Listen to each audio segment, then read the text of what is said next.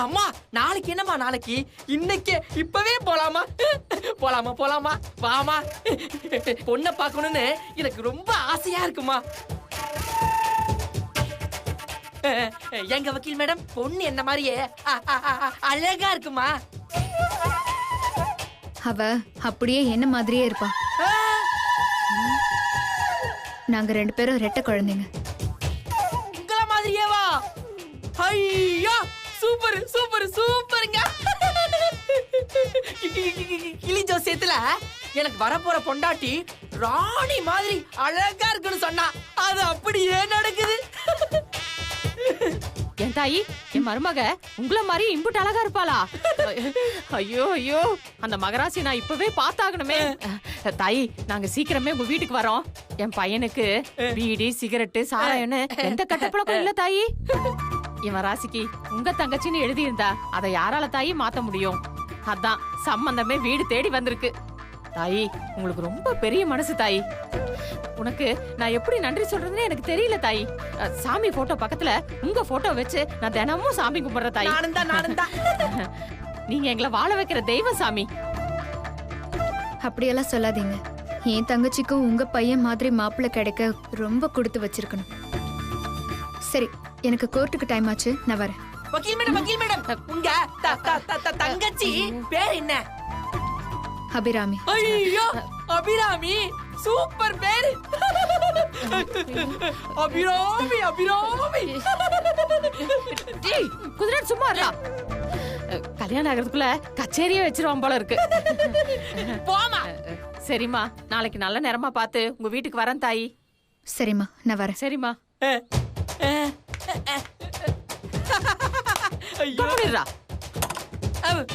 வக்கீல் மேடம், வக்கீல் மேடம், இந்தாங்க. எனக்கு தான் வேண்டான்னு சொன்னேன்ல. ஐயா, ஆசைய பாரு, இது உங்களுக்கு இல்ல, ஏன் பொண்டாட்டிக்கு. நான் கொடுத்தேன்னு சொல்லி கொடுங்க. கொடுக்குறேன்.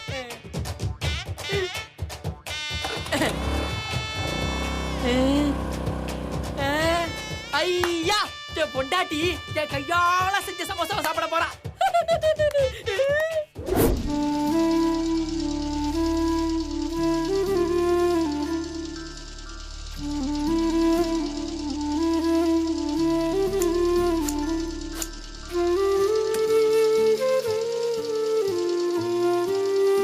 அபி, நான் கேட்கறேன்னு தப்பா நினைக்காதம்மா. நீ எப்பவும் லீவு போட மாட்ட.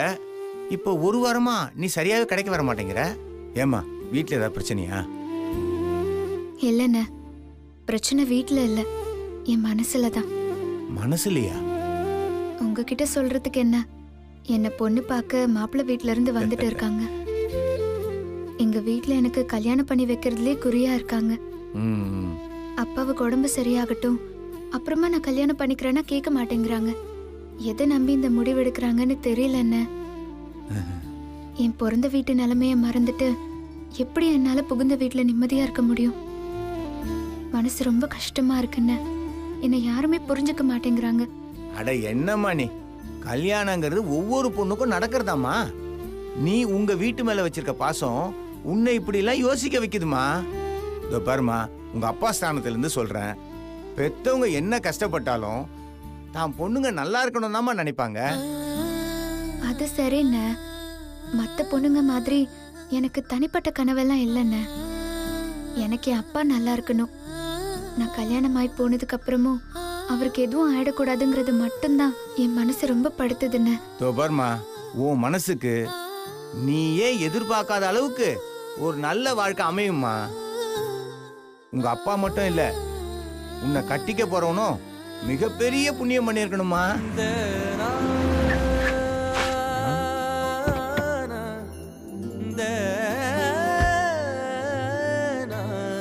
அபி, சொல்ல மறந்துட்டமா. இந்த தம்பி 2-3 நாளைக்கு முன்னாடி வந்து உன்னை பார்க்கணும்னு கேட்டாருமா. உன் வீட்டு அட்ரஸ் கூட கேட்டாருமா. என்ன எதுக்கு பார்க்கணும்னு? ஊருக்குலாம் அட்வைஸ் பண்ணு. அன்னைக்கு என்ன சொன்ன? எந்த ஜாபும் குறைஞ்சது இல்ல, எல்லாத்துக்கும் ஒரு திறமை வேணும், அப்படி இப்படின்னு அட்வைஸ் பண்ணல. உன் தொழில் லட்சணத்தை நீயே பாரு.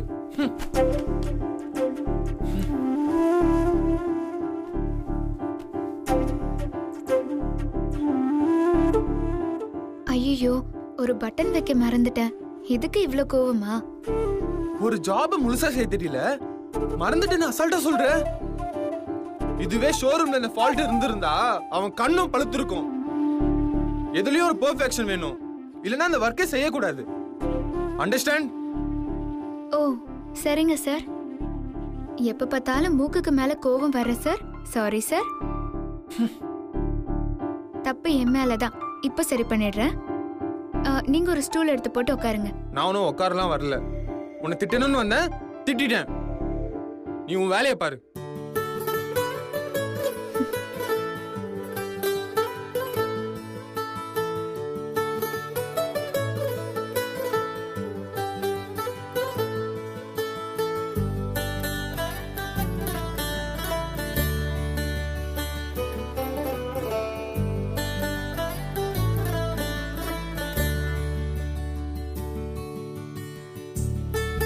ஒரு குழந்தைய கூட சமாளிச்சிடலாம், ஆனா உன்னை சமாளிக்கிறது ரொம்ப கஷ்டம்.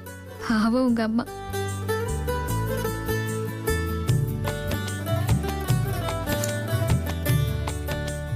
ஹலோ, மூக்குக்கு மேல கோவம் வர சார். கொஞ்சம் திரும்புங்க.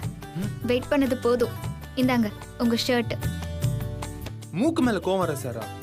எனக்கு பேரு இருக்கு, சஞ்சீவ். எங்க அம்மா வச்ச பேரு. நீ ஏன் தேவையில்லாம பேர் வச்சு கூப்பிடாத.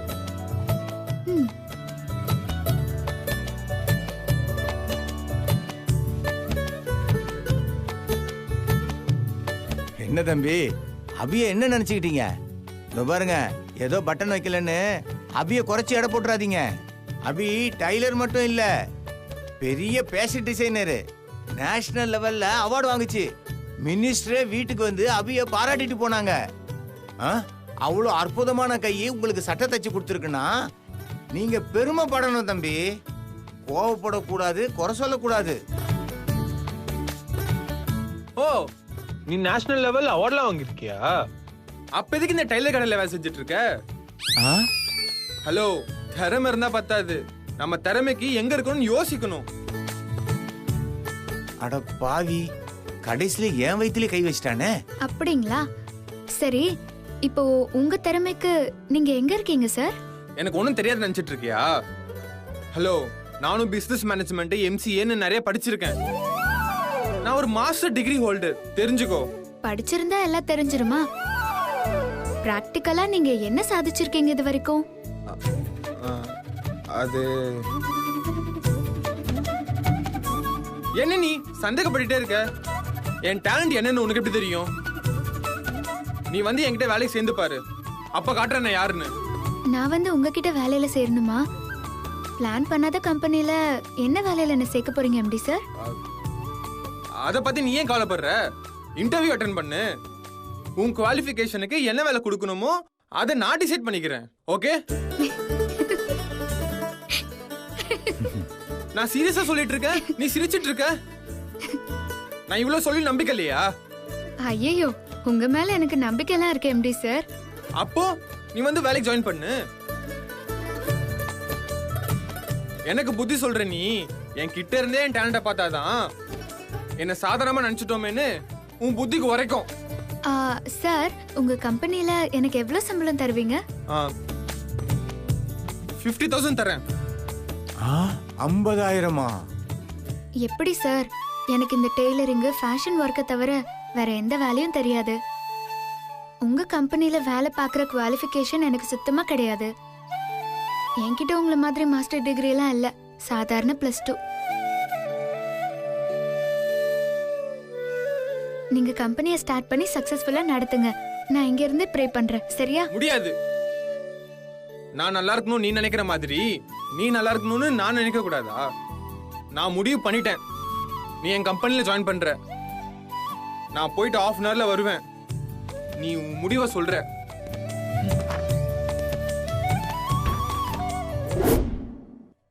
அப்பா, அப்பா. என்னம்மா? அபிக்கு ஒரு பையனை பாத்திருக்கேன்னு சொன்னேன்லப்பா, அவர்கிட்ட அபியோட போட்டோவை காட்டி நான் பேசினேன். போட்டோவை பார்த்த உடனே அவருக்கு ரொம்ப அபிய பிடிச்சு போயிடுச்சுப்பா. கல்யாணத்துக்கு சம்மதம்னு சொல்லிட்டாரு. நாளைக்கு பொண்ணு பார்க்க வரேன்னு சொல்லியிருக்காரு. நான் அப்பவே நினைச்சேங்க, என் பொண்ணை யாராவது வேணான்னு சொல்லுவாங்களா? அவ இந்த வீட்டு மகாலட்சுமி ஆச்சே.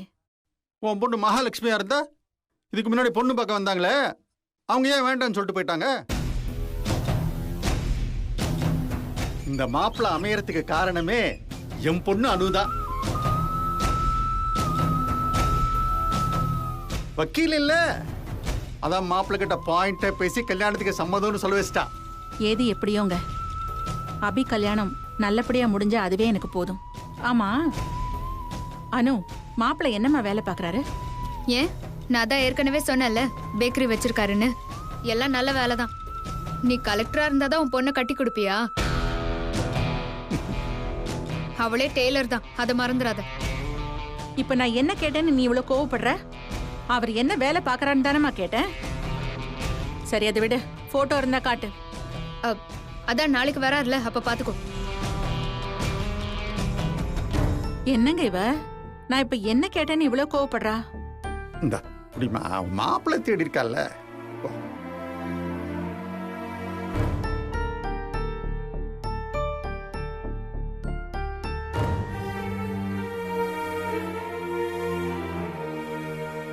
கடவுளே, அபிக்கு நல்ல மாப்பிள்ளை அமைஞ்சு அவ கல்யாணம் நல்லபடியா நடக்கணும். அதுக்கு நீதான் துணையா இருக்கணும். வேண்டிக்க வேண்டிக்க, நல்லா வேண்டிக்க.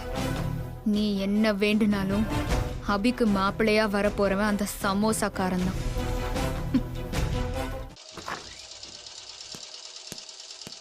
அப்புறம் என்ன முடிவு பண்ணிருக்க? நீ என்ன முடிவு பண்றது? நான் முடிவு பண்ணிட்டேன். நீ என் கம்பெனில ஜாயின் பண்ற. சரி, கோவப்படாத, நான் ஜாயின் பண்றேன்.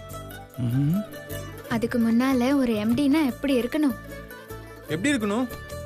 ஃபர்ஸ்ட் நம்ம போட்டிருக்கிற Dress தான் நமக்குள்ள எந்த நாலேஜ் இருக்குன்னு மற்றவங்களுக்கு காட்டும். அதனால இந்த மாதிரி ட்ரெஸ் பண்றதை விட்டுட்டு கேஷுவலா இல்லாம ஃபார்மல் லுக்குக்கு வா. அப்பதான் உன்னை எம்டின்னு மற்றவங்க மதிப்பாங்க. என்னென்ன ஜாபுக்கு எந்தெந்த ட்ரெஸ் கோடுன்னு ஒரு வரையறையே இருக்கு. அதனால ஃபர்ஸ்ட் உன்னோட காஸ்டியூமை சேஞ்ச் பண்ணு. எனக்கு காஸ்டியூம் பத்திலாம் அவ்வளவா தெரியாது. எங்க அம்மா எடுத்து கொடுப்பாங்க, நான் போட்டுப்பேன், அவ்வளவுதான். சரி, இவ்வளவு பேசுறல்ல, நீயே வந்து காஸ்டியூம் செலக்ட் பண்ணி கொடு. வா. இப்போ வா, எனக்கு வேலை இருக்கு. ஆர்டர்லாம் முடிச்சு கொடுக்கணும். முடியாது, நீ வரணும். இல்லைன்னா இந்த இடத்த விட்டு நான் போக மாட்டேன்.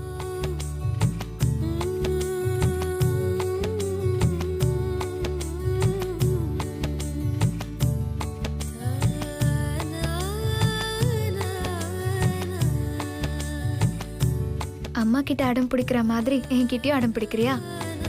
சரி வா போலாம். அண்ணா, கடைக்கு போயிட்டு வந்துடுறேன். சரி, போயிட்டு வாமா.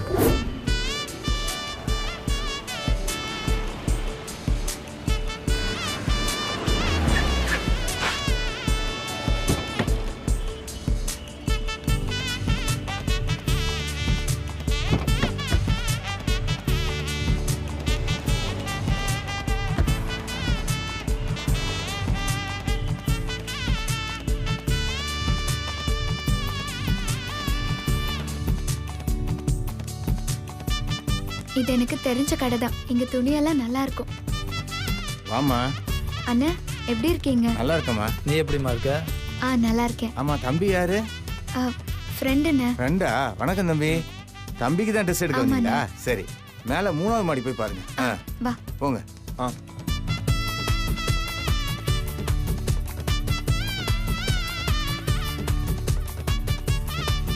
அண்ணா. சொல்லுமா. இவருக்கு கோட் வாங்கணும். நல்ல கோட்டா காட்டுங்க. கோட்லாம் வேண்டாம், எனக்கு பிடிக்காது. கொஞ்ச நேரம் பேசாம நான் சொல்றத கேக்குறியா? அண்ணா, நீங்க காட்டுங்க. தம்பியோட சைஸ்?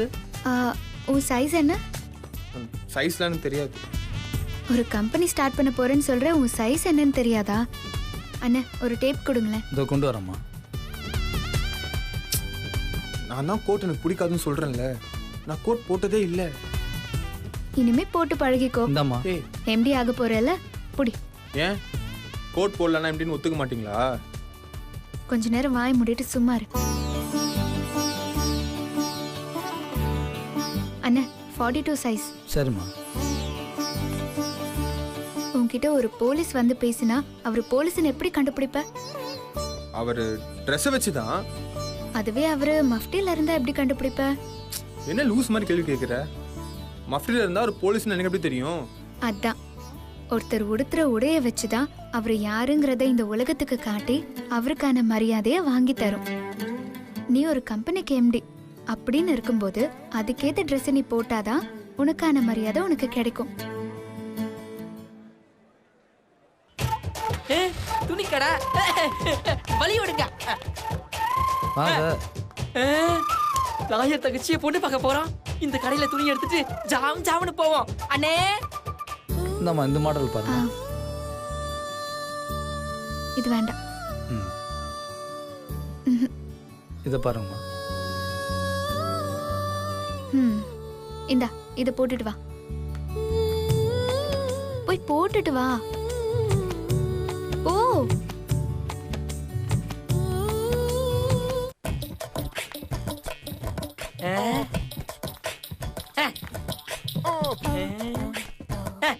தம்பி, நாளைக்கு நான் பொண்ணு பார்க்க போறேன்.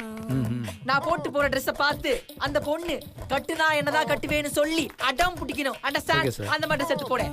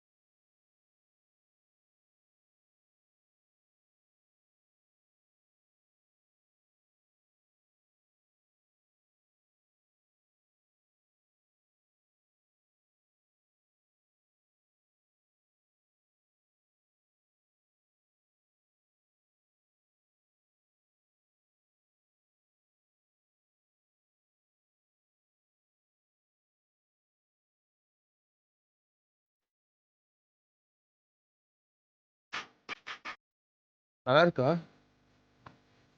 எப்படி இருக்கு? என்னாச்சு? ட்ரெஸ் எப்படி இருக்கு? நல்லா இருக்கு. நல்லா இருக்கா? போலாமா? ஒரு நிமிஷம் இரு.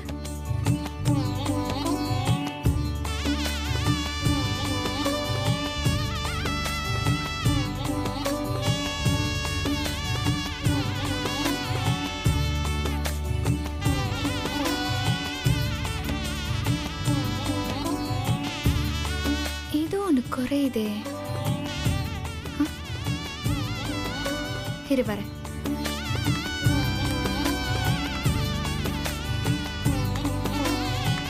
இது போட்டுக்கோ.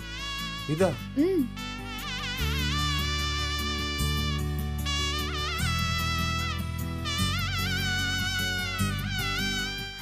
இப்பதான் நீ தலை அஜித் மாதிரி இருக்க.